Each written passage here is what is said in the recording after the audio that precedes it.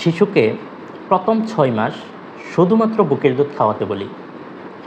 ৬ মাস বয়সের পর থেকে যেহেতু শিশুর গ্রোথ অ্যান্ড ডেভেলপমেন্টের জন্য বাড়তি এনার্জির প্রয়োজন হয়, তাই তখন তাকে বাড়তি খাবার বা কমপ্লিমেন্টারি ফিডিং শুরু করতে হয়। এক্ষেত্রে মায়েরা ভুল করে থাকেন যে তার বাড়তি খাবারটি কী দিয়ে শুরু করবেন। আমরা যে ভুল করে থাকি সেটি হচ্ছে মায়েরা সুজি, সাগু বা এই জাতীয় খাবার দিয়ে বাড়তি খাবার শুরু করতে চেষ্টা করি, অথবা অনেক মায়েরা প্রথমেই সেরেলাক দিয়ে বাড়তি খাবার শুরু করেন, যেটি সম্পূর্ণ ভুল।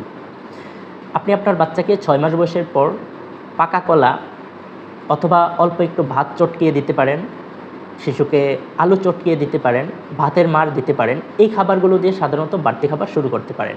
প্রথমে শিশু খেতে চাইবে না, এটাই স্বাভাবিক।